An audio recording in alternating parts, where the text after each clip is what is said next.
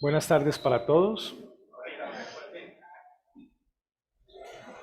¿Por qué no empezamos haciendo un repaso de la clase que vimos ayer? Y la idea es que usted pueda participar de ese repaso. Bien. Pero, eh, ¿qué tal si hacemos el compromiso de no mirar las notas? A ver cómo nos va en el repaso. Bien. Vamos a hacer ese compromiso. Ok. Voy a hacerles una pregunta. Según lo visto en clase ayer, ¿qué es un pacto?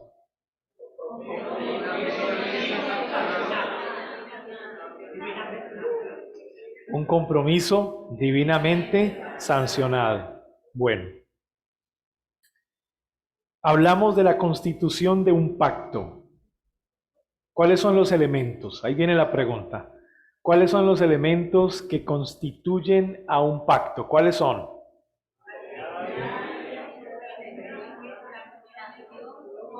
Ok.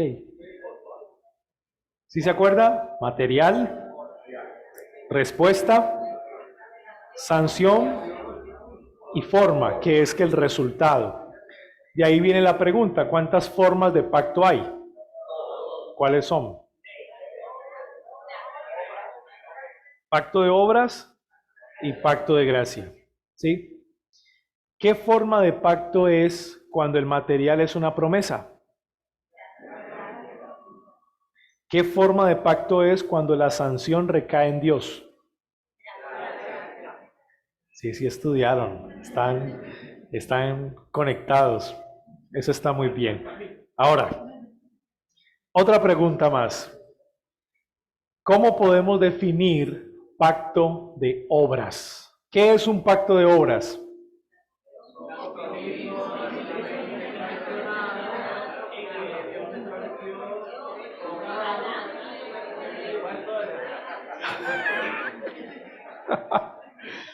Yo escuché y creo que la idea está bien. Dejamos la misma definición de pacto, un compromiso divinamente sancionado. Eso queda igual. Lo único es que le agregamos que Dios lo impuso ¿a quién? A Adán. ¿Dónde? En el huerto del Edén. Digamos que esos son los elementos que se le añaden a la definición, porque ese pacto puntualmente fue entre Dios y Adán. Pero dejamos la misma definición de pacto, un compromiso divinamente sancionado. Otra pregunta. Nosotros hablamos de que hay una palabra que simplifica o explica el material y la forma de un pacto al mismo tiempo.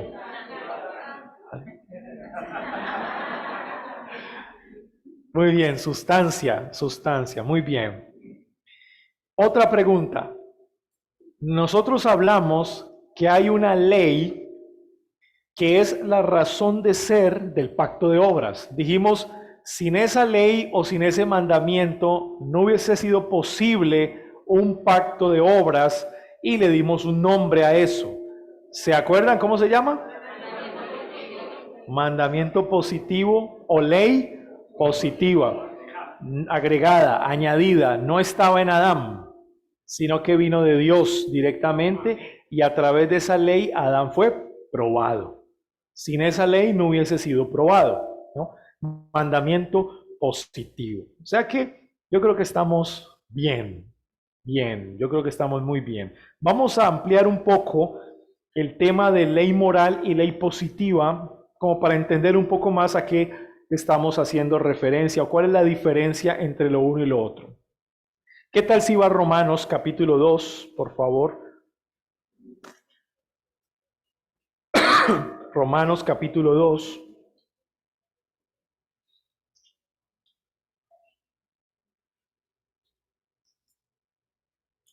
Versículos 14 y versículo hasta el 16. Miren este texto. Porque cuando los gentiles que no tienen ley, escuchen, hacen por naturaleza. Esa palabra es clave. hacen por naturaleza lo que es de la ley. Por naturaleza. Si usted puede subrayar esa palabra o anotarla, es importante. Estos, aunque no tengan ley, ahí viene la palabra, por naturaleza son ley para sí mismos, mostrando la obra de la ley escrita en sus corazones. Esa obra de la ley escrita en sus corazones es lo que hacen por naturaleza. Bien, así que la palabra naturaleza y ley escrita en sus corazones van juntas, dando testimonio su conciencia y acusándoles o defendiéndoles sus razonamientos en el día en que Dios juzgará por Jesucristo los secretos de los hombres conforme a mi evangelio. Por naturaleza hacen. ¿Qué hacen por naturaleza? Lo que está escrito en sus corazones. Esa palabra naturaleza y ley escrita en sus corazones nos están describiendo el mismo hecho. Pregunta, ¿cuándo? ¿Cuándo los hombres hacen por naturaleza lo que es de la ley? ¿Desde cuándo hacen por naturaleza lo que es de la ley? ¿Desde cuándo? O sea, ¿quién fue el primer hombre que hizo por naturaleza lo que es de la ley? ¿Quién fue el primer hombre? Adán fue el primer hombre que hizo lo que hizo por naturaleza, porque la ley está escrita en su corazón. Adán podía amar a Dios, Adán podía amar a su esposa, él fue creado bueno, él fue creado recto, podía hacer por naturaleza lo que es de la ley. ¿Por qué? Porque en Adán la ley de Dios fue escrita en su corazón. ¿Saben cómo se llama esa ley? ¿Sabe qué nombre recibe esa ley? La ley moral. Esa es la ley moral. ¿Usted ha leído los 10 mandamientos? A los 10 mandamientos se le llama ley moral. Pues ¿cómo le parece que los 10 mandamientos expresan el carácter santo de Dios que estaba en Adán cuando fue creado? ¿Ven el punto? ¿Ven la conexión? Si la ley moral expresa el carácter santo de Dios y Adán fue creado como Dios, o sea, recto, moralmente bueno, entonces esa ley que expresa el carácter santo de Dios estaba en Adán. ¿Entienden la conexión de Romanos capítulo 2 con la ley moral? Estaba en el corazón del hombre, pero un día en el pacto mosaico se dio a conocer de manera visible, explícita, en unas tablas de piedra y quedaron por escritas como 10 mandamientos. Pero estaba escrita primero en el corazón de Adán cuando fue creado. Esa es ley moral. Entonces tenemos la ley moral en primer lugar.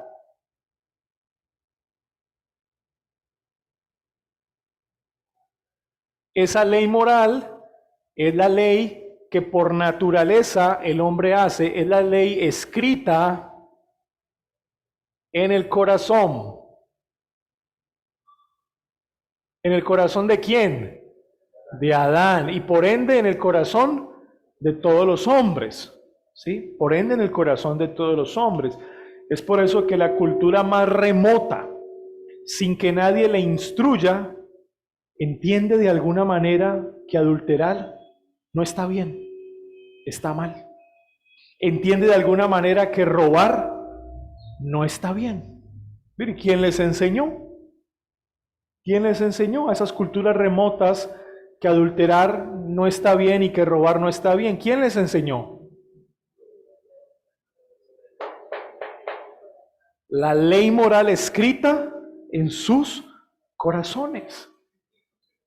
Es la imagen de Dios en el hombre, y como el hombre no ha perdido su imagen después de la caída, sí se corrompió, se tornó borrosa, pero no fue eliminada la imagen de Dios del hombre. Entonces el hombre en lo profundo alcanza a discernir entre lo que es bueno y lo que es malo. Claro, elementos básicos, por supuesto. Ley moral escrita en el corazón de Adán. Muy bien. Pregunta, ¿esta es la ley positiva? No, ¿verdad? Esta no es la ley positiva. Pregunta, ¿con esta ley moral escrita en el corazón de Adán se estableció el pacto de obras? No, no. O sea, se requería otra ley externa a Adán para que el Señor estableciera un pacto. Y esa es la ley que encontramos en Génesis 2, 16 al 17. Simplemente vaya a revisar el texto que ya estudiamos en el día de ayer.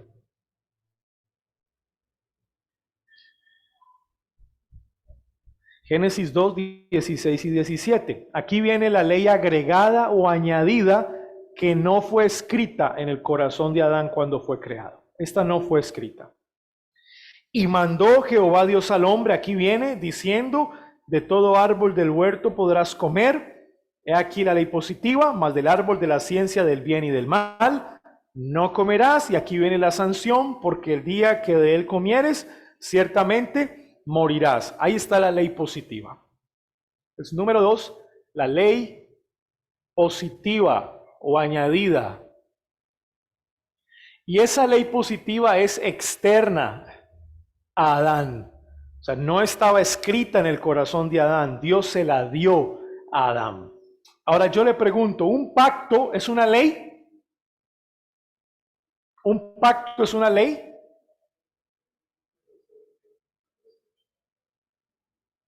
¿Cuál es la definición de pacto? Pacto es un compromiso divinamente. Ok. Una ley por sí sola no es un pacto. No es un pacto. ¿Una promesa es un pacto? ¿Qué se requiere? Una sanción.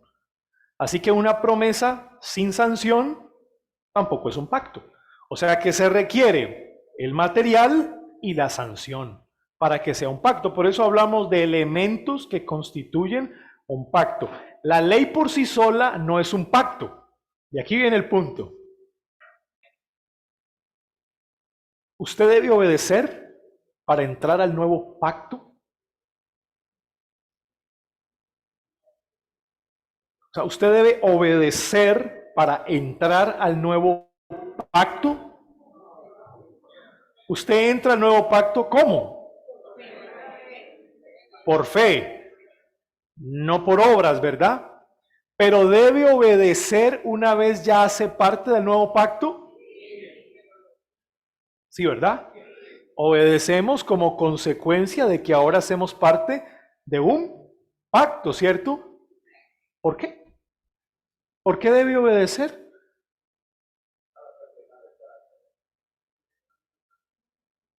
Debe obedecer, ¿por qué? Porque la ley es universal y es una ley que continúa por generaciones y generaciones, la ley moral, independientemente si usted está en el antiguo pacto o en el nuevo pacto. ¿Ley es sinónimo de pacto? No.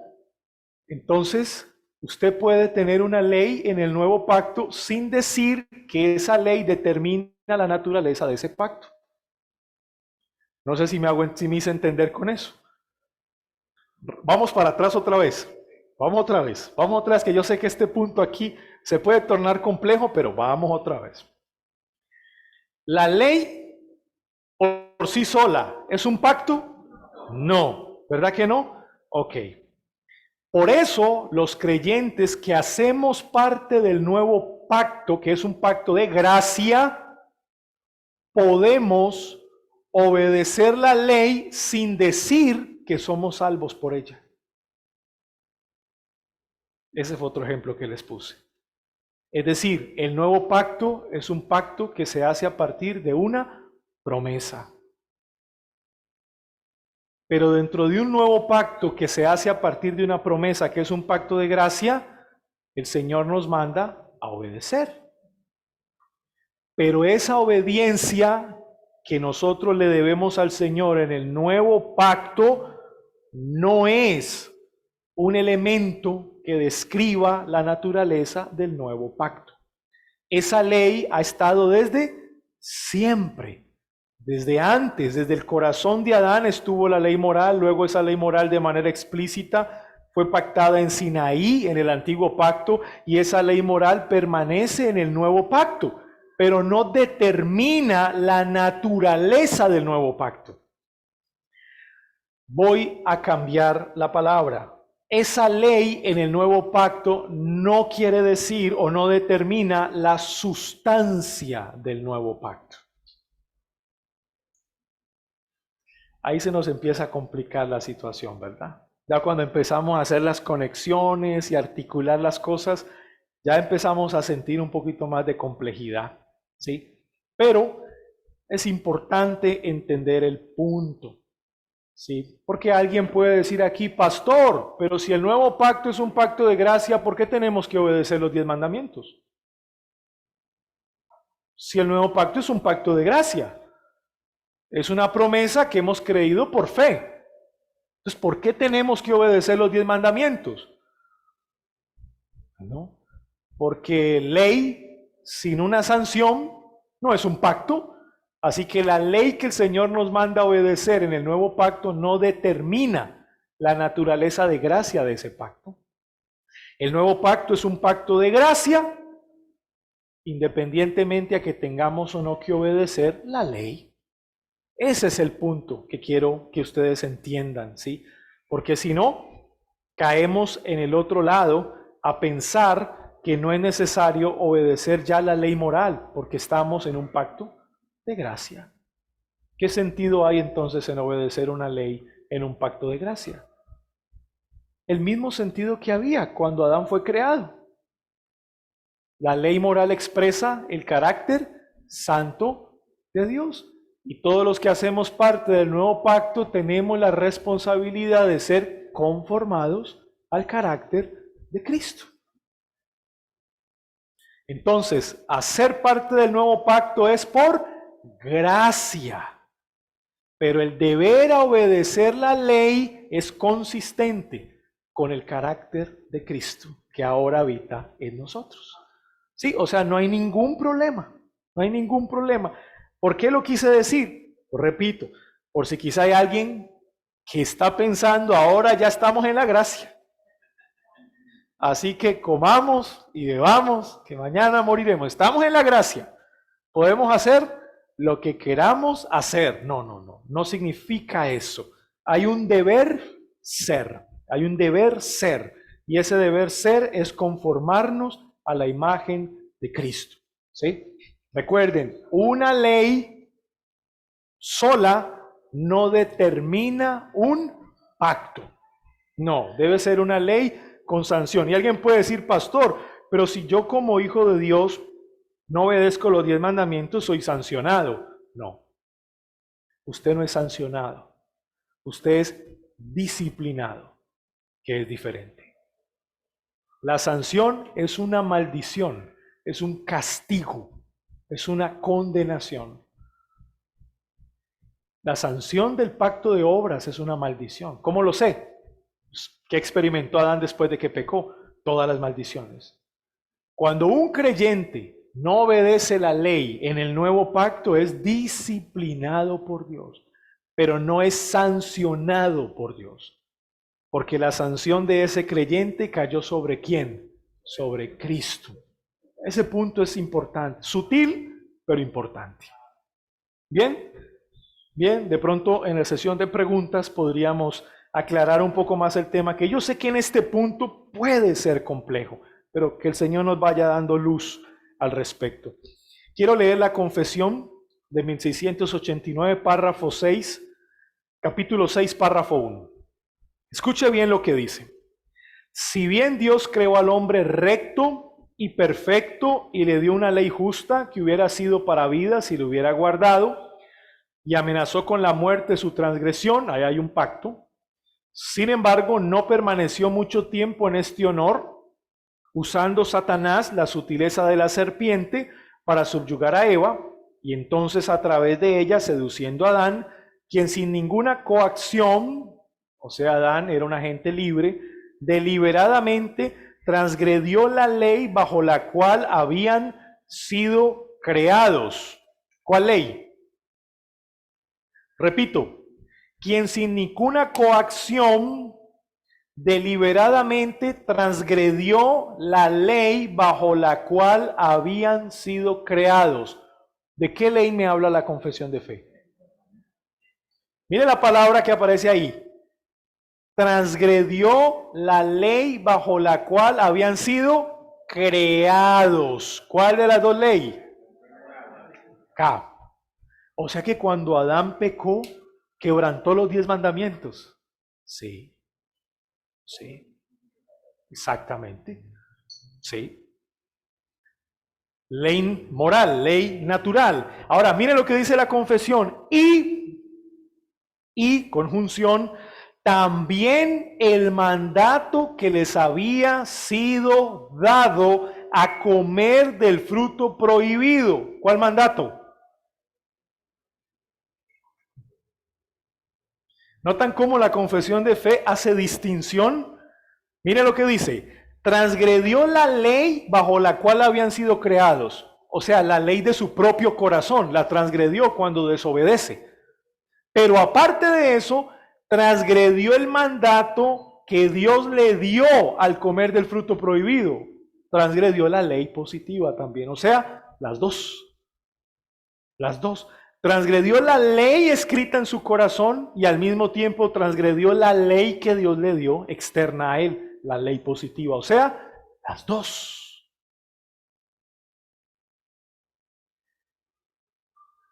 Capítulo 19, párrafo 1 de la Confesión de Londres.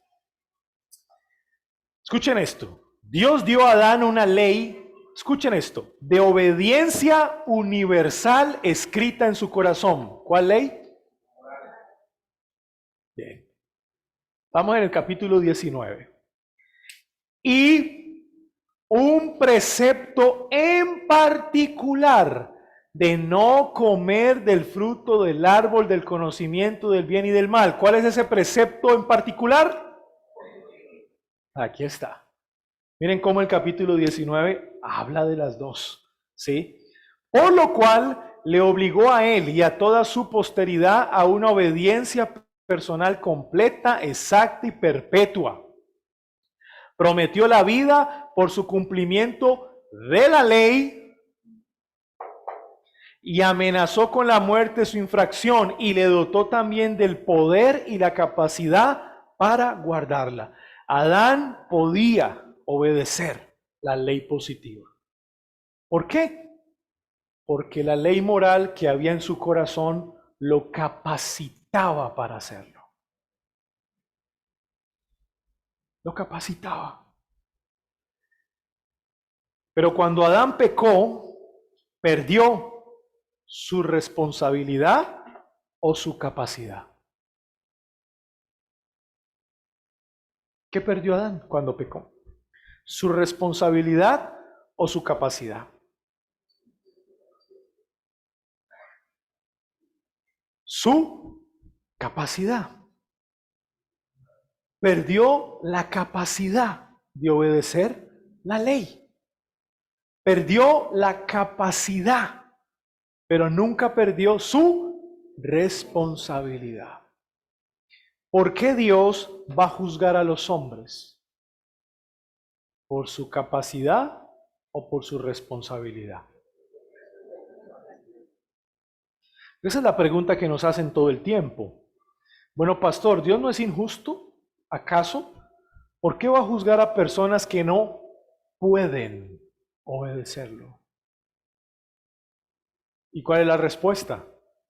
Porque son responsables. ¿No? Usted va al banco, hace su préstamo, el banco evalúa que usted tiene la capacidad de pagar. Le dan el dinero.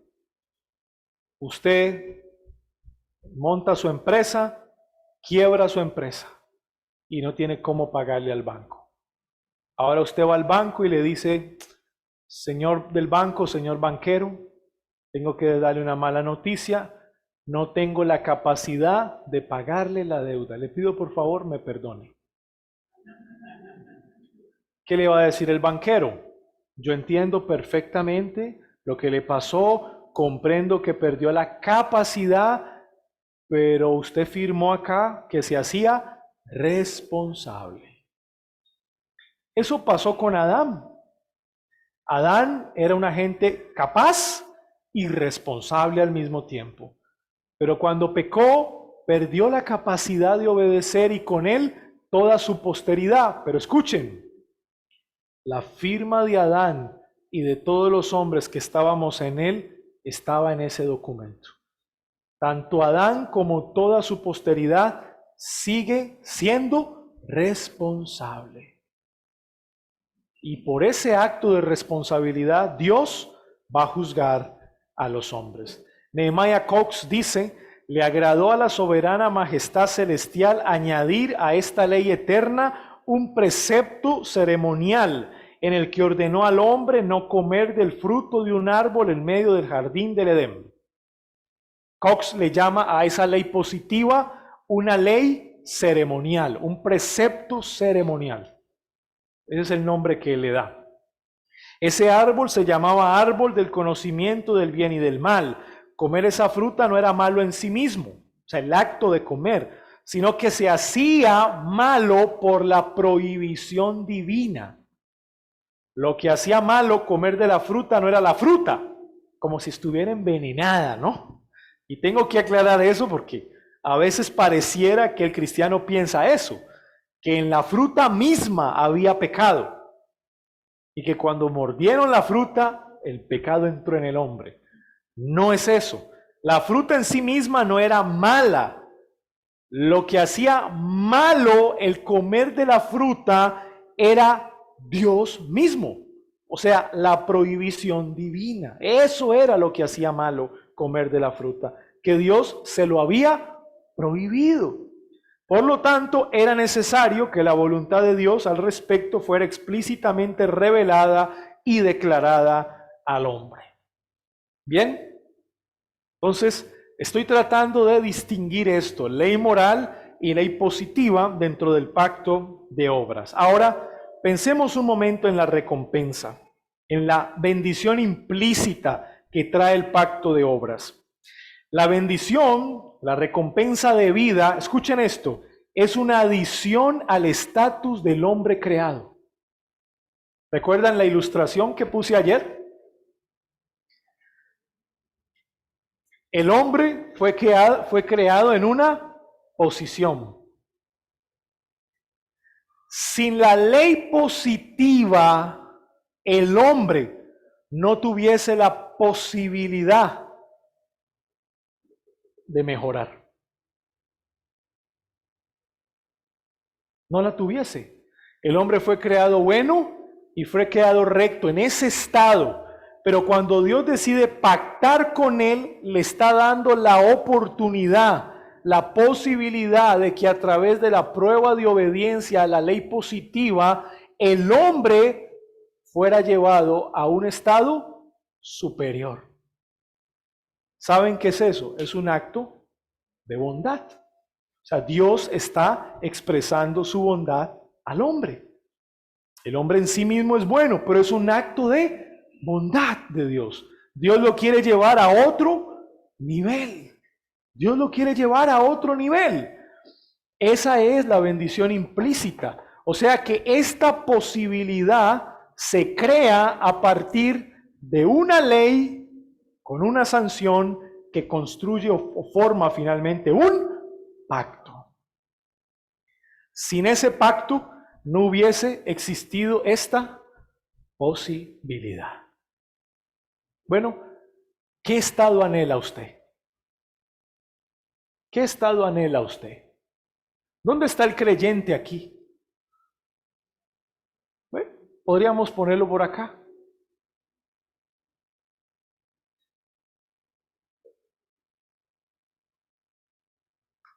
El cristiano está aquí. No podría decir en la posición exactamente que en la de Adán, porque hay diferencias. Hay diferencias. Pero desde luego, el cristiano, así como Adán, tiene la posibilidad de pecar y de no pecar. Así que, ¿qué estado anhela usted? ¿A dónde anhela usted llegar? ¿Qué estado? Bueno, la posibilidad de mejorar. Y creo, sin duda, que el estado que el cristiano anhela hoy, ese estado de mejora, es el mismo estado que Adán hubiese podido recibir si hubiese obedecido el pacto de obras. ¿Saben cuál es la buena noticia para nosotros? Que nosotros vamos a llegar a ese estado por fe, no por obras, por fe. Pastor, pero un momentico. Pero según el pacto de obras, para llegar allá hay que obedecer. ¿Cómo es que nosotros vamos a llegar allá por fe? Ahí tenemos que hacerle un añadido, ¿verdad? Ahí tenemos que agregar algo más.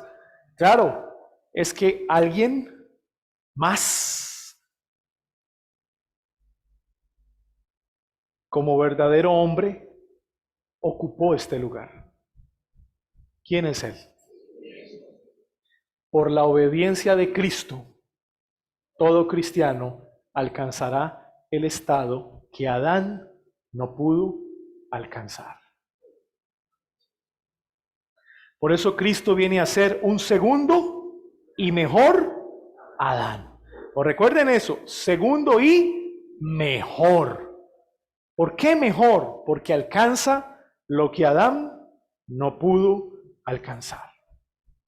Así que, hermanos, sin duda alguna, el pacto de obras es una expresión de la bondad de Dios para el hombre. En sí mismo el pacto de obras es bueno. Es bueno. No es como que Dios creó al hombre y le dijo, y le voy a poner el pie para que caiga.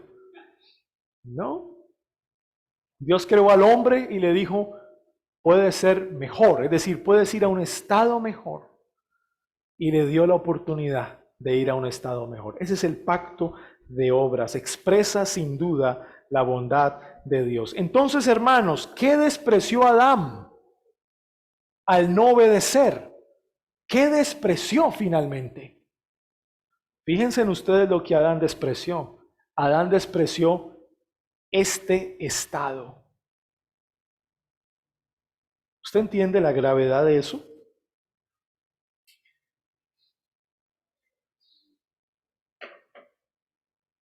¿Anhelas o no anhelas estar con Cristo eternamente? Eso fue lo que Adán despreció. ¿Te parece grave eso? ¿O algo simple? Eso fue lo que Adán despreció. Una aplicación práctica. Cuando usted y yo pecamos, estamos despreciando ese estado. Por eso me gusta mucho lo que un puritano decía. Cuando yo no me esfuerzo en este mundo, en crecer en mi santificación, estoy despreciando el reino eterno donde seré perfectamente santo. Porque si no me interesa esforzarme hoy en aquello que recibiré en el futuro, es un desprecio directo. Bueno, mis hermanos, cuando nosotros pecamos, sin duda estamos despreciando el estado mejor. De ahí que cuando el Espíritu Santo viene y nos confronta y nos hace aceptar y reconocer nuestro pecado, viene una palabra de consuelo al corazón. ¿Cuál es la palabra de consuelo que viene al corazón del creyente que se arrepiente de sus pecados? De que finalmente no es por obras. De que aunque yo exprese mi desprecio cuando peco por ese estado mejor, Cristo ya lo ganó por mí. Y ahí viene la palabra de consuelo. Entonces se crea una tensión en la vida cristiana. Y la tensión se trata de que yo no quisiera despreciar ese estado. Yo quisiera ser consistente con mi fe y ser más obediente al Señor. Y trae culpa cuando peco y me siento mal, pero al mismo tiempo el Señor nuevamente nos levanta y nos dice, sí, pero recuerda que no vas a llegar allá por tus obras. Cristo ya lo ganó por ti. Entonces son las dos cosas, se crea esa tensión. Así que ya saben lo que Adán despreció, ¿verdad? Despreció un estado mejor, de dulce y perfecta comunión con Dios sin la posibilidad de pecar. ¿Qué mejor estado que ese? Dice Arthur Pink, el pacto de obras, escuchen esto, no ofrecía ningún mediador ni nada para restaurar la pureza y la dicha una vez perdidas. Pregunta, ¿hay alguna esperanza en el pacto de obras para aquel que lo quebranta? No. Pregunta, ¿el pacto de obras ofrece un redentor y un mediador para aquellos que lo quebrantan? No. No hay esperanza. Bueno, ¿bajo qué pacto está tu esposo, tu esposa, tu hijo, tu abuelo que no han creído en Cristo? Bajo el pacto de obras. No tienen esperanza. A no ser que, usted sabe, a no ser que crean en Cristo. Es lo único. Fuera de Cristo, el incrédulo de cualquier nacionalidad está bajo el pacto de obras sin esperanza, porque el pacto de obras no le ofrece esperanza, ni mediador, ni redentor. Bueno, pastor, ¿quiere decir usted entonces que el incrédulo está bajo la sanción del pacto de obras? Sí. La sanción del pacto de obras ha caído sobre incrédulo. Y si no se arrepiente, caerá definitivamente sobre él un día, un día. Y eso es clave, mis hermanos, comprenderlo. Entonces, el incrédulo está bajo el pacto de obras. La Confesión Bautista, en el capítulo 4, párrafo 2, dice lo siguiente. Después que Dios hubo creado todas las demás criaturas, creó al hombre, varón y hembra, con almas racionales e inmortales, haciéndolos aptos para la vida con Dios, para la cual fueron creados, siendo hechos a imagen de Dios en conocimiento, justicia y santidad de la verdad, teniendo la ley de Dios escrita en sus corazones, y mire lo que dice la confesión, y el poder para cumplirla. Y sin embargo, con la posibilidad de transgredirla por haber sido dejados a la libertad de su propia voluntad, que era mutable. Podía mejorar o podía desmejorar. O sea, que el hombre caído está en este estado. El hombre caído, por eso se dice, por eso se habla de la caída. ¿Qué significa la caída? Que ha desmejorado. Ha caído del estado en el cual fue creado. O sea que el hombre incrédulo está aquí, en este estado. Y el único que lo lleva a este estado es Cristo. Es Cristo, prometiéndole finalmente el estado supremo de glorificación. Solamente a través de Cristo. Aquí hay un asunto interesante, el cual quiero comentar para terminar esta primera sesión. Y es que yo sé que nosotros hemos aprendido que el hombre no tiene libre albedrío. Bueno, el hombre en esta posición. Y digamos que el concepto de libre albedrío que se nos ha enseñado explica bien lo que queremos decir. El hombre no tiene la capacidad de venir a este estado.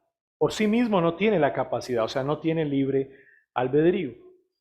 Sin embargo, los escritores de la confesión de fe tenían un lenguaje un poco diferente, porque los escritores de la confesión de fe están siguiendo el concepto de libre albedrío y de libertad como lo entendían los clásicos, los pensadores de filosofía clásica. Así que aquí hay una distinción académica, pero no es nada más. Si usted quiere seguir diciendo que el hombre no tiene libre albedrío, está bien, y se entiende y se explica lo que queremos decir. Pero los escritores de la confesión de fe entendían que cuando Adán fue creado con libre albedrío, porque era una criatura racional y moralmente recta delante de Dios, es decir, era una criatura, fue creado con libre albedrío, pero al mismo tiempo tenía libertad. ¿Eso qué quiere decir? Que era una criatura racional, libre albedrío, que tenía su propia voluntad, libre albedrío, pero al mismo tiempo estaba libre de todo pecado, libertad. Cuando Adán cae en pecado, entonces ha perdido la libertad. Mantiene su libre albedrío, ¿en qué sentido? En que es una criatura racional, responsable y con voluntad. Pero ha perdido su libertad, porque ahora ya no es libre, sino que es esclavo del pecado. Cuando el ser humano viene a Cristo, o sea, el estado en el cual nos encontramos nosotros, bueno, somos o tenemos libre albedrío en el sentido de que seguimos siendo una criatura racional, que tenemos voluntad y seguimos siendo responsables. Pero en Cristo recuperamos ¿qué? La libertad. O sea, de no ser esclavos más del pecado. Y un día, en la gloria, cuando estemos en este estado mejor, ¿qué va a pasar con esta libertad? La libertad que tenemos los cristianos es verdadera. Amén. Pero no perfecta. No perfecta aún. Es verdadera. ¿Cuándo esa libertad será perfecta o llegará a su plenitud? Aquí, en el estado de gloria. ¿Seguimos teniendo libre albedrío? Sí, seguiremos siendo seres racionales, con voluntad, con responsabilidad. Aquí sí, pero aparte de eso, la libertad que Cristo nos recuperó, donde Adán la perdió, ahora es una libertad plena, perfecta. De ahí que el concepto de libertad está asociado a hacer lo que Dios le agrada. O sea, una persona verdaderamente libre es aquella que hace lo que Dios le agrada. ¿Ven cómo choca con el concepto de libertad progresista? El concepto de libertad progresista es ¿cuál? Haz lo que quieras. Pero el concepto de libertad a la luz de la Biblia no es hacer lo que yo quiera. El concepto de libertad es hacer lo que a Dios le agrada. Un creyente que crece en libertad es un creyente que aprende a señorear el pecado, a señorearse del pecado. Un creyente que no expresa esa libertad en su vida es un creyente que pareciera vivir atado, esclavo, bajo el pecado todavía. Y saben que de manera práctica lo quiero decir. ¿Cuántos de nosotros hemos sido verdaderamente libres? Conoceréis la verdad y ella os hará libres, pero no vivimos como tal. Ya lo somos, pero nuestra mente no capta que somos libres. ¿Se acuerdan del pueblo de Israel cuando fue liberado de Egipto? Eran libres, pero vivían como si todavía fueran esclavos. Bueno, la realidad es que muchos creyentes acá, que en Cristo se ha recuperado esa libertad perdida en Adán, parecieran vivir hoy como esclavos del pecado. Y eso no es consistente. Entonces miren cómo una doctrina como estas básicamente nos lleva a hacer una reflexión en nuestra vida. ¿Bien?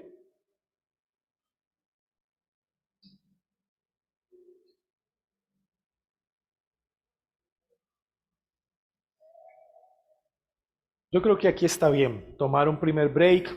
Tenemos el break 10 minuticos y luego terminamos ya con el pacto de obras como tal.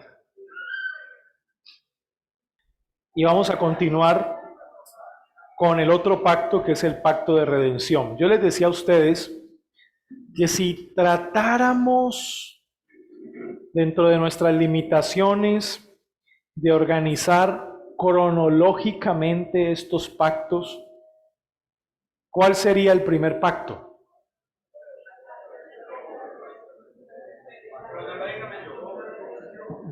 Otra vez. Yo les dije que si tratáramos en nuestras limitaciones de organizar estos pactos cronológicamente, ¿cuál sería el primer pacto? El pacto de redención, porque fue desde la eternidad. Luego, el pacto de obras y luego el pacto de gracia. Digamos, un intento cronológico. Y es bueno decir un intento porque es complejo. Pero si tratamos de organizar estos pactos desde un contexto teológico, ¿cuál es el primer pacto entonces? El pacto de obras, luego el pacto de redención y luego el pacto de gracia. ¿Y por qué digo esto? Porque una vez entendiendo lo que Adán despreció y entendiendo que el pacto de obras no le ofrece a Adán ni a su posteridad esperanza, ni mediador, ni redentor, la pregunta que sigue es, ¿había Dios planeado esto? ¿O será que fue algo que simplemente ocurrió sin que Dios lo hubiese planeado o diseñado? ¿Será que el pacto de obras tomó por sorpresa a Dios? ¿O será que el pacto de obras fue un plan que Dios hizo pero que no le salió muy bien? ¿Tienen el punto? Entonces vamos a revisar a la luz de las Escrituras que no es así, que el pacto de redención nos enseña que la redención es un plan, pero escuchen, no es un plan de contingencia, como si Dios ahora le tocara crearse un plan B que le ayude a solucionar un problema. No, nos vamos a dar cuenta que este pacto sí es un plan de redención, pero es un plan diseñado con un propósito. No es casual, no es improvisado, es diseñado con un propósito. Y hermanos, ese propósito es eterno. Es un propósito eterno. Por eso se llama pacto eterno de redención. Mire lo que dice la Confesión de Londres de 1689. Capítulo 7, párrafo 2. Además, habiéndose el hombre acarreado la maldición de la ley por su caída, pacto de obras, agradó al Señor hacer un pacto de gracia, que vamos a ver el día de mañana, Dios mediante. Ahora, mire lo que dice el párrafo 3. Y tiene su fundamento ese pacto de gracia en aquella transacción federal y eterna que hubo entre el Padre y el Hijo acerca de la redención de los escogidos. Y ese es el pacto eterno de redención. Esto es muy importante. Ahora, si pudiésemos definir pacto eterno de redención, ¿cómo lo definiríamos? ¿Cómo definiríamos pacto eterno de redención o pacto de redención? ¿Cómo lo definiría usted?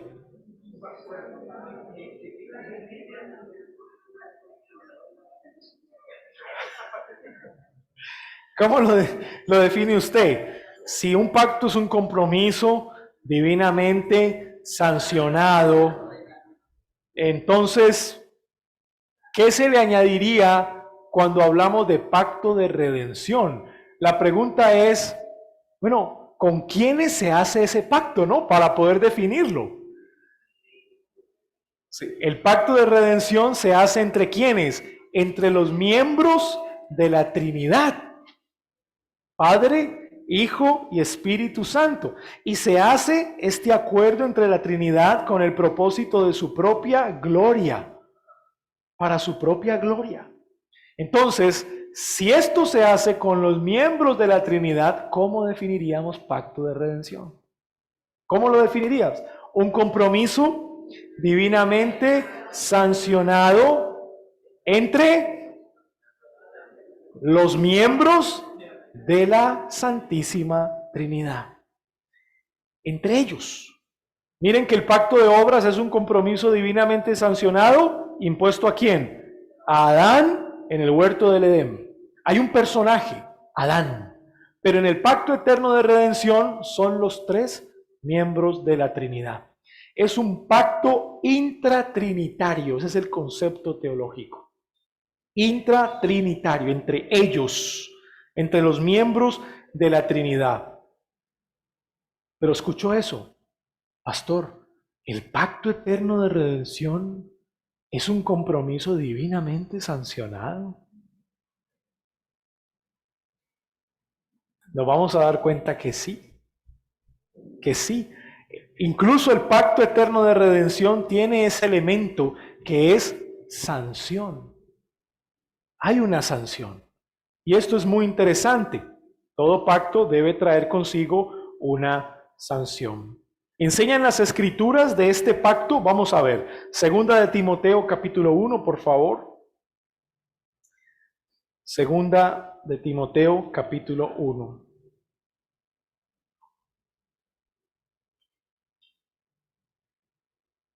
Versículos 9 al 10. Miren lo que dice. Vamos a leerlo desde el 8. Segunda de Timoteo, capítulo 1, versículo 8 al 10. Por tanto, no te avergüences de dar testimonio de nuestro Señor, ni de mí, preso suyo, sino participa de las aflicciones por el Evangelio según el poder de Dios, quien nos salvó y llamó con llamamiento santo, no conforme a nuestras obras, sino según el propósito suyo y la gracia que nos fue dada en Cristo Jesús antes de los tiempos de los siglos. Mi pregunta es, ¿cuándo? ¿Subrayó eso? ¿Anotó eso? Antes de los tiempos de los siglos, pero ahora ha sido manifestada en el tiempo. Ahora, en el tiempo del hombre, ha sido manifestada por la aparición de nuestro Salvador Jesucristo, el cual quitó la muerte y sacó a luz la vida y la inmortalidad por el Evangelio. Note, la muerte de Cristo fue planeada antes de los siglos. Es lo que está diciendo Pablo aquí. Eso que fue planeado antes de los siglos ha sido ahora manifestado. De tal manera que lo podemos ver. Cristo quitó la muerte y sacó a luz la vida y la inmortalidad. Eso que fue planeado allá. Miren conmigo Tito. Denle vuelta a la página. Tito, capítulo 1, versículo 1 y 2. Pablo, siervo de Dios y apóstol de Jesucristo, conforme a la fe de los escogidos de Dios y el conocimiento de la verdad que es según la piedad, en la esperanza de la vida eterna, la cual Dios, que no miente, prometió, ahí viene la frase, desde antes del principio de los siglos. En otras palabras, esa esperanza de la vida eterna ya estaba en Dios antes de todo. Hacía parte de un plan diseñado con un propósito eterno. Y esto es bien interesante. No es como que cayó Adán, pecó Adán y Dios se asomó y dijo, ay, ¿y ahora qué hago? ¿Qué solución puedo traer para la humanidad? ¿Qué será que hago? Y Jesucristo le respondió, Padre, hagamos un plan. No, no fue así. ¿A cuántos de ustedes les predicaron algo así en algún momento? Como si la redención hubiese sido un plan B. El plan A era que Adán se multiplicara y extendiera el reino de Dios. El plan B tocó hacerlo porque Adán pecó. Pero no es así como está funcionando esto. Todo parece ser que es al revés.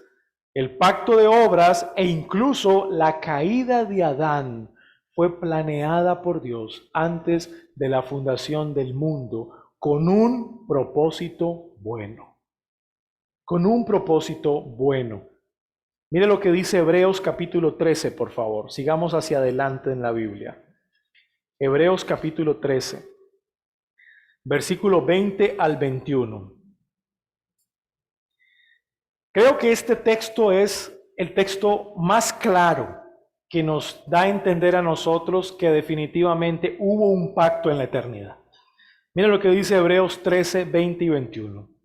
Y el Dios de paz que resucitó de los muertos a nuestro Señor Jesucristo, el gran pastor de las ovejas, va a subrayar lo que sigue, ¿verdad? Por la sangre del pacto eterno. La sangre de Cristo que se derrama aquí, en esta tierra, en esta historia humana, en el tiempo humano, la sangre de Cristo que se derrama aquí había sido planeada allá. O sea, ese derramamiento de la sangre aquí había sido planeado en la eternidad, desde la eternidad. Y mire que el autor a los hebreos le llama pacto eterno. Nos está hablando de un pacto eterno. Os haga aptos en toda obra buena para que hagáis su voluntad, haciendo Él en vosotros lo que es agradable delante de Él por Jesucristo. Ahora mire cómo termina la frase, al cual sea la gloria por los siglos de los siglos. Amén.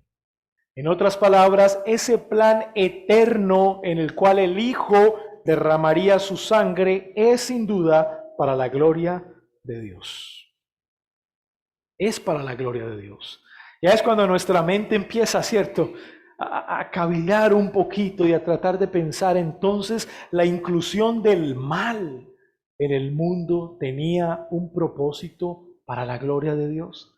Y la respuesta es sí. ¿Eso es fácil de comprender? No, no, pero es una verdad. La inclusión del mal en el plan de Dios tiene un propósito bueno y es para su gloria.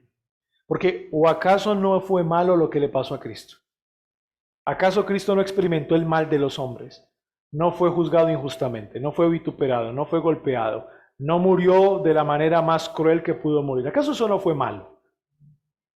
Cristo se expuso a la maldad de los hombres, pero mire cómo termina el autor a los Hebreos, al cual sea la gloria por los siglos de los siglos. O sea, una vez nos viene explicando que Cristo derrama su sangre, lo cual pues es malo, humanamente fue un acto malvado. Y por eso Pedro acusa a los hombres en Hechos capítulo 2, fue un acto malvado. El autor a los Hebreos dice, Él es digno de toda la gloria. O sea, notan cómo la inclusión del mal en el plan de Dios al redimir a los elegidos tiene un propósito bueno y para su propia gloria. ¿Es fácil de comprender? No, pero es una verdad que hay que aceptar. La Biblia enseña eso. Todo fue hecho para la gloria de Dios. Dice Arthur Pink, todas las bendiciones y el trato de Dios para con su pueblo están basadas en su pacto. Todo cuanto en la Escritura se dice que nos concede por medio de Cristo, significa que lo es en virtud del pacto que Dios concertó con Cristo como cabeza de su cuerpo místico.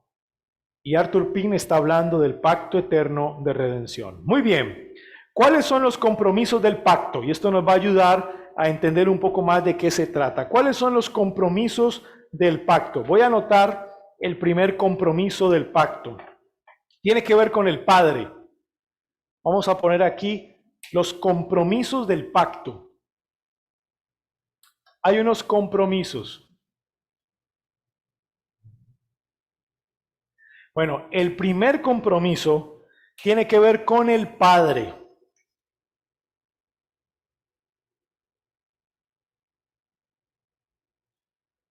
Tiene que ver con el Padre. El Padre da a su siervo por pacto al pueblo. El Padre da a su siervo, en este caso su siervo sería su hijo. El Padre da a su hijo por pacto al pueblo. Ese es el primer compromiso. Y para tratar de entender esto, leamos algunos textos bíblicos. Vamos a Isaías capítulo 42, por favor. Isaías capítulo 42.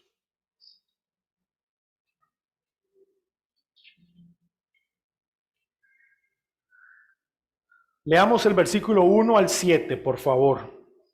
Y yo les voy repitiendo a ustedes donde yo quiero que pongamos más atención, que sería el énfasis del pasaje. Dice así: He aquí mi siervo, yo le sostendré, mi escogido, en quien mi alma tiene contentamiento. He puesto sobre él, ¿qué? Eso es un punto, llama la atención, hay énfasis ahí. Puedes subrayarlo o anotarlo. He puesto sobre él mi espíritu. ¿Notan la Trinidad? He aquí mi siervo, dice el Padre. Ese siervo a la luz del Nuevo Testamento, a la luz de Mateo 3, Marcos 1, Lucas 3, Lucas 9, es Cristo. Esa es la interpretación que nos dan los evangelistas. Ese siervo es Cristo. Entonces, el Padre presenta a su Hijo, el siervo, y le dice que será sostenido por su Espíritu. ¿Notan el compromiso que está haciendo el Padre? El Padre mismo está dando a su Hijo y le está diciendo, pero cuando yo te dé por pacto al pueblo, tú serás sostenido con el Espíritu. O sea, la Trinidad empieza a jugar un papel muy importante aquí. La Trinidad misma. He puesto sobre él mi espíritu. Ese es un compromiso del Padre.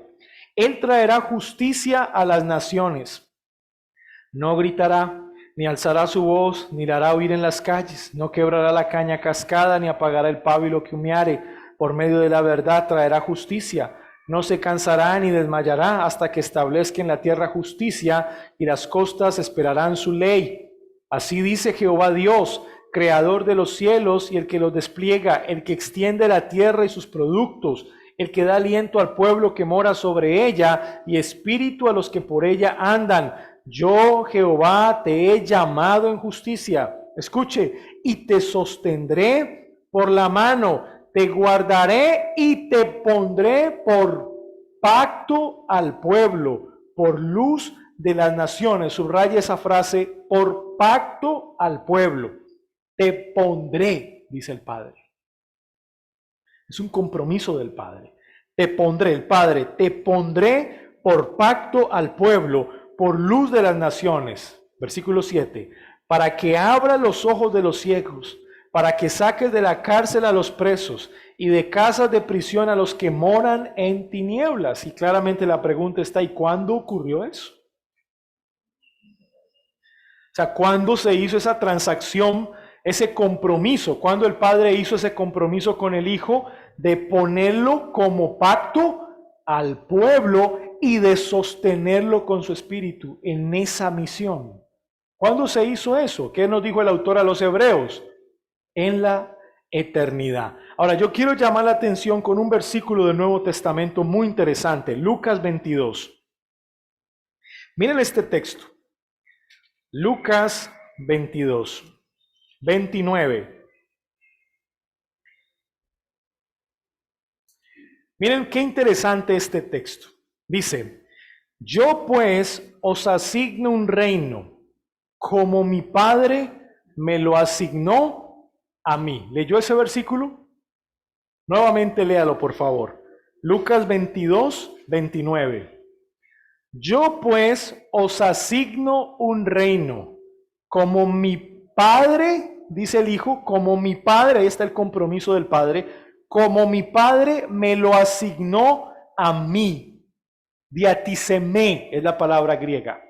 Diatiseme literalmente significa hacer un pacto. En otras palabras, es como si Cristo estuviera diciendo, yo pues os asigno un reino como mi Padre me asignó o pactó conmigo. O hizo un pacto conmigo. De tal manera yo les asigno un reino o pacto con ustedes. Esa es la palabra ahí. Como mi Padre hizo pacto conmigo. Es lo que Cristo está diciendo ahí. La traducción lo hace como que me asignó, pero es literalmente hizo un pacto conmigo. El Hijo lo reconoce, el Hijo mismo lo dice. Yo pues os pacto un reino como mi Padre me lo pactó a mí. Pero ¿cuándo fue eso? En la eternidad. En la eternidad. Y esas son las palabras de Cristo. Mi Padre pactó ese reino conmigo. Ese es el compromiso del Padre. El Padre envió a su Hijo a cumplir su voluntad. El Padre lo envió. Miren lo que dice Juan 5:36, por favor. Juan 5:36.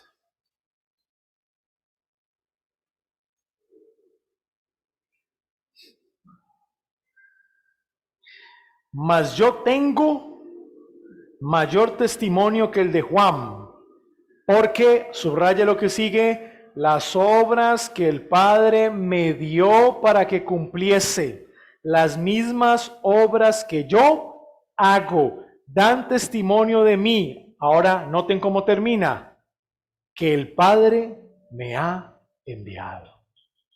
Bueno, ¿cuándo fue eso? ¿Cuándo? ¿Cuándo el Padre hace esa transacción con el Hijo de enviarlo? ¿Cuándo? Cuando el Hijo recibe la comisión de cumplir lo que el Padre le ha indicado o mandado a cumplir. ¿Cuándo ocurrió eso? Bueno, eso ocurrió en la eternidad.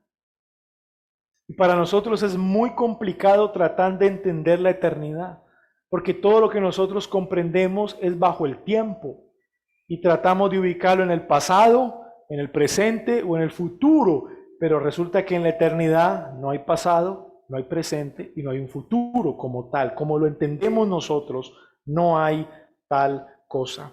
Pero mire que Cristo mismo reconoce que ha sido enviado por alguien más. Y ese es el Padre. Ahora, miren el capítulo 8, por favor.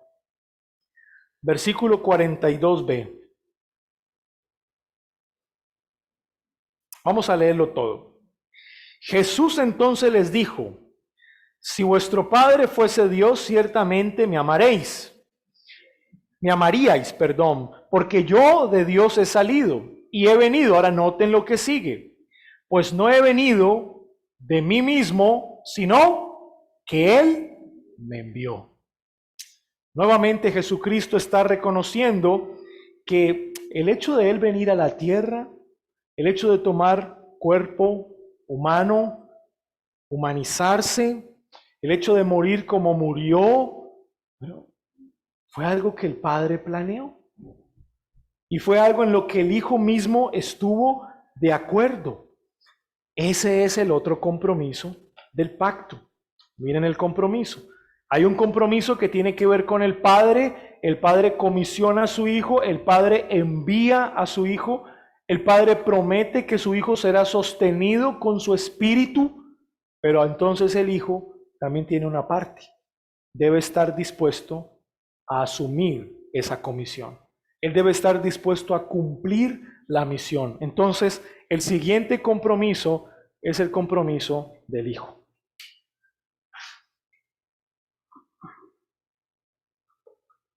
El Hijo. Bien, el Padre lo envía.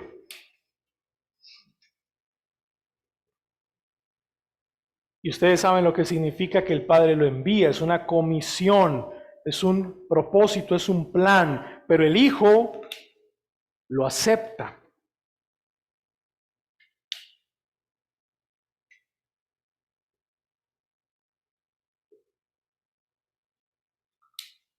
El Hijo lo acepta. Él está dispuesto a cumplir la misión. Miren Isaías capítulo 50, por favor.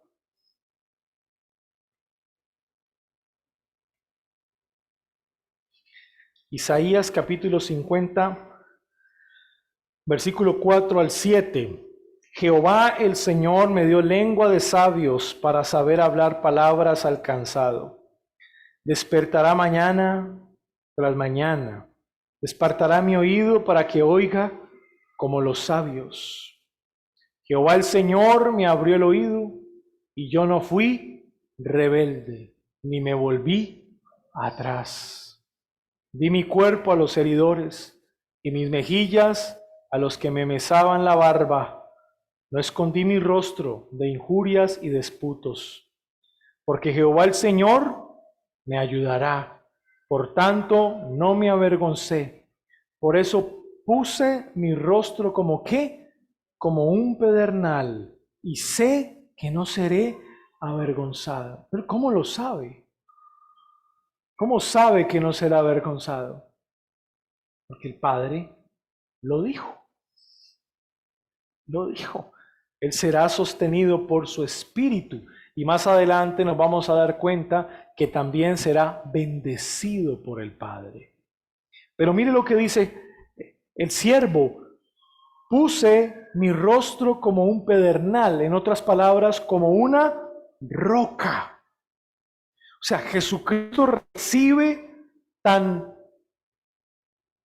íntegramente, completamente comprometido con esa misión al punto de que su rostro es como una roca cuando mira hacia el Calvario. ¿Cuál es su rostro cuando usted tiene miedo? ¿Cómo es su rostro? ¿Se ha visto usted en un espejo cuando tiene miedo? Expresa su rostro tanto miedo que la gente puede decirle cuando usted tiene miedo.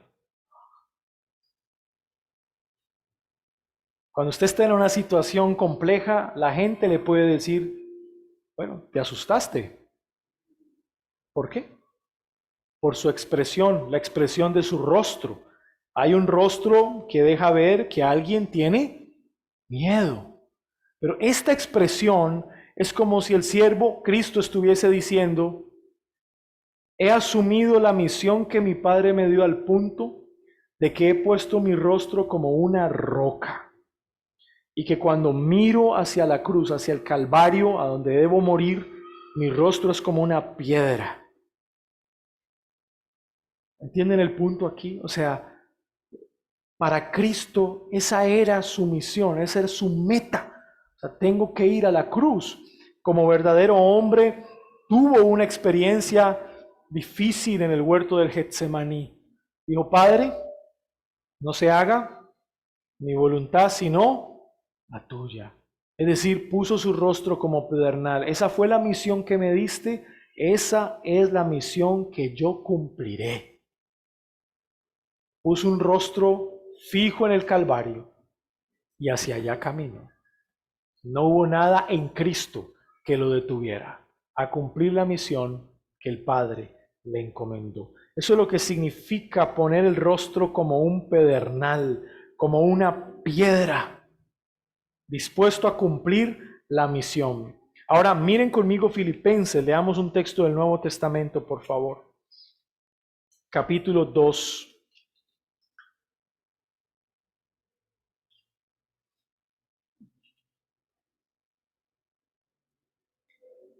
Versículos, vamos a leer 6 en adelante. 5 mejor. Haya pues en vosotros este sentir que hubo también en Cristo Jesús, el cual, siendo en forma de Dios, escuche esto, no estimó el ser igual a Dios como cosa a que aferrarse, sino que ¿qué? Que se despojó de sí mismo, tomando forma de siervo, hecho semejante a los hombres. Se despojó a sí mismo. ¿Quién duda de la disposición de Cristo? O sea, ¿cómo dudar de que definitivamente Cristo no asumió un compromiso con el Padre? No se puede dudar, ¿verdad? O sea, es tan claro, es tan fuerte las palabras de Cristo, las palabras del profeta, las palabras del apóstol. Es tan contundente el hecho de que Cristo se tomó muy en serio el compromiso. Muy en serio. Mire lo que dice Gálatas 4:4. Gálatas 4:4. Pero cuando vino el cumplimiento del tiempo, Dios, ¿qué hizo Dios? El compromiso del Padre, envió a su Hijo, nacido de mujer y nacido bajo la ley. O sea, que el aceptar el compromiso del Padre implicaba que el Hijo tomara un cuerpo humano, fuese verdadero hombre y como verdadero hombre estuviera sujeto a la ley. ¿Entienden ese punto? Dios da la ley. Ahora su Hijo debe estar dispuesto a estar bajo la ley. Se le demandaría obediencia perfecta.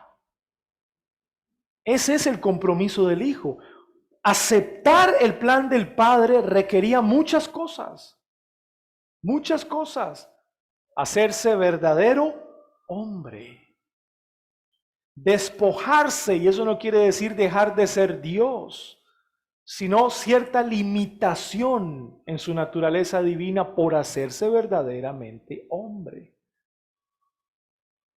Servir a los hombres, lavarle sus pies, nacer bajo la ley, exponerse a la debilidad humana.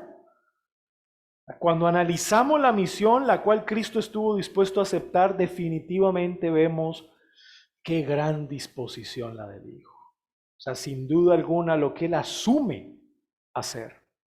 Bueno, y la pregunta es ¿cuándo? ¿Cuándo ocurrió todo eso?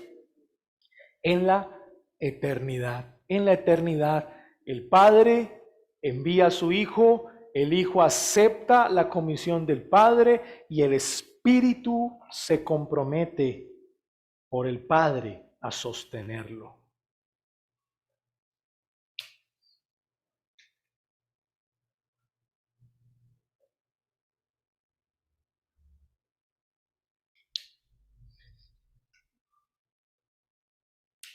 Él lo sostiene.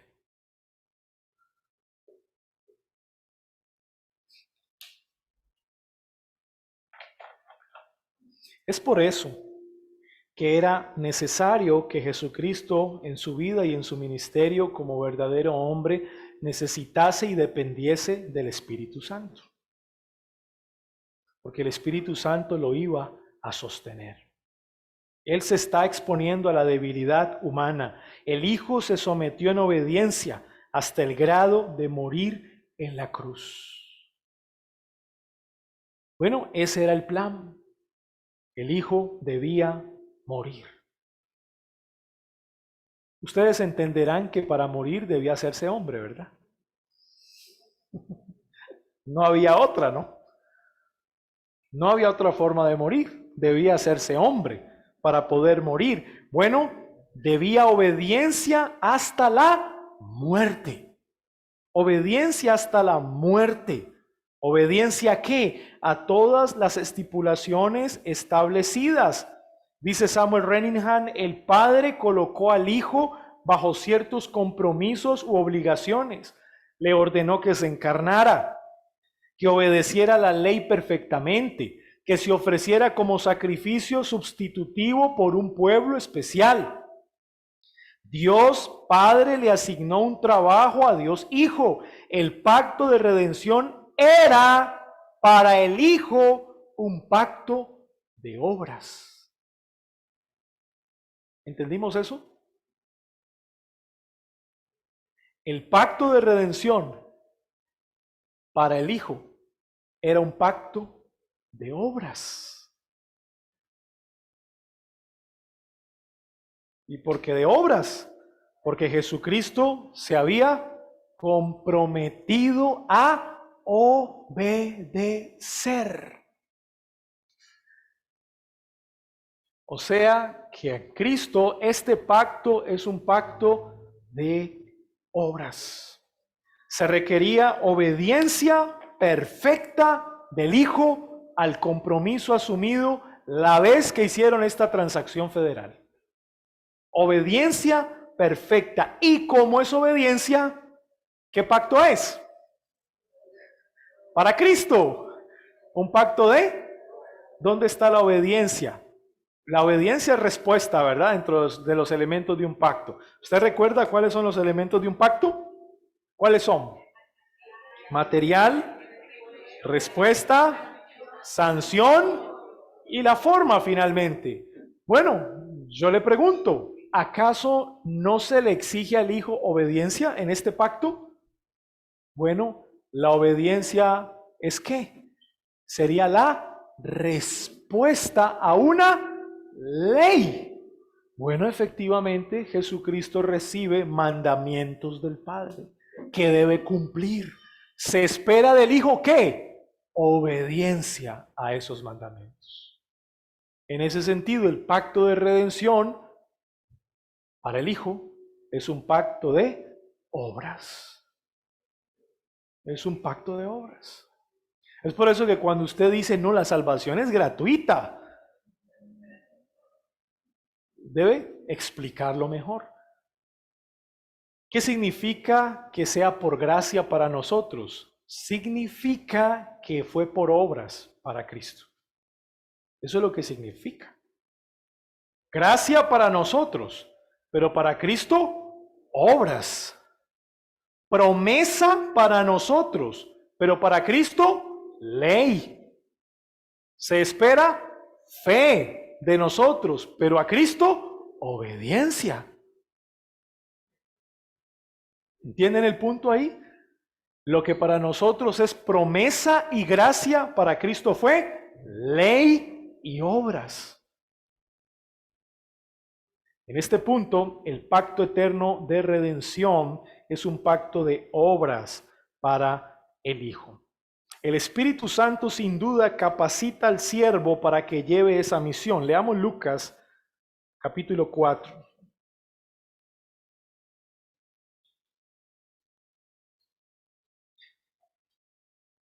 Versículo 17 al 21.